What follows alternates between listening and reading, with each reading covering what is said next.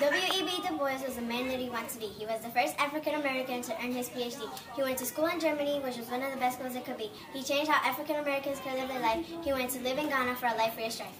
Stopping violence was his destiny. He was a teacher at Ohio University. He wanted to be an African American leader. He was an eminent scholar and reader.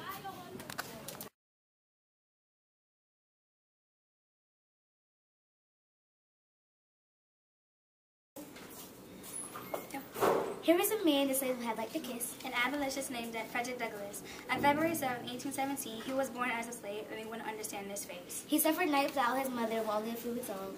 Growing up in Hayes' eyes, fighting in the Civil War, freedom signs began to soar. He is a man who changed our lives, the writer who escaped slavery and brought freedom upon us. He was then and is now a hero upon us.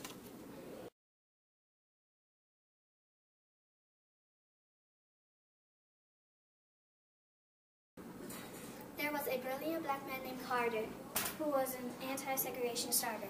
Carter was born on December 19, 1875. What he did affected our lives. He was also a slave who knew how to behave. because he went from high school, college, then a principal. But back then it wasn't so typical. African Americans were known for the important event to stop racism. When it came to that, they didn't have their enthusiasm. Because of him, people knew Martin Luther King or Rosa Parks, and not because of their remarks. His action at all for racism to end in the world.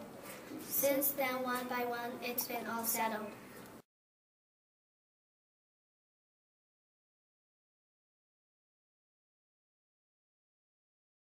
I'm here to give out some information that is up to date on your education. On a man who's famous for playing the trumpet, he died on July 1971. He earned his respect that others yet for, named Louis Armstrong. He was single and women loved him, being one of the best male pioneers of entertainment. The best part was he was African American. While rocking out, he started to put up with racism. Disrespect had definitely come into check. I wish they all would really show some respect. African American young children really need to start paying attention to Black History Month because they made a word that is it now. Step up and show some respect for the people that made it okay for you to be here as the citizens of this country.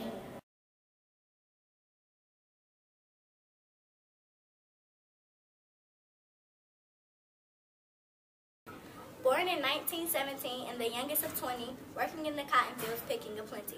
Harry Pop Hammer and Fannie Mary adopting two girls made them quite contrary.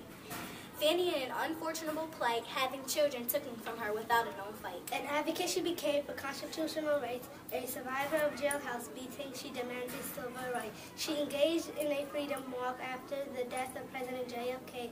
Fannie Lou Hammer was done with any talk those days. This led to the passing of voting rights. This began to the path ensure and equal rights. A great leader she was, now she's gone and will always be loved.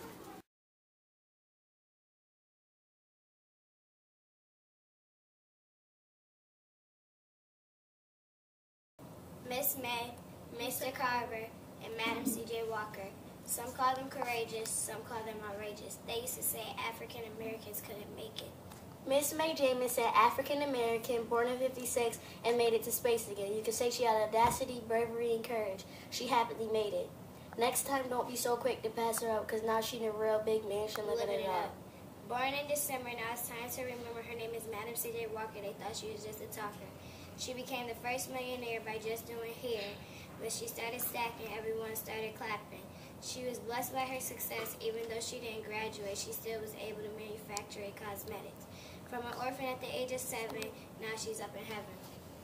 Born a diamond where everybody is shining, George Washington Carver, born into slavery but still had bravery. He discovered peanuts so everybody could eat them. They all made good choices. Now it's time for you to begin.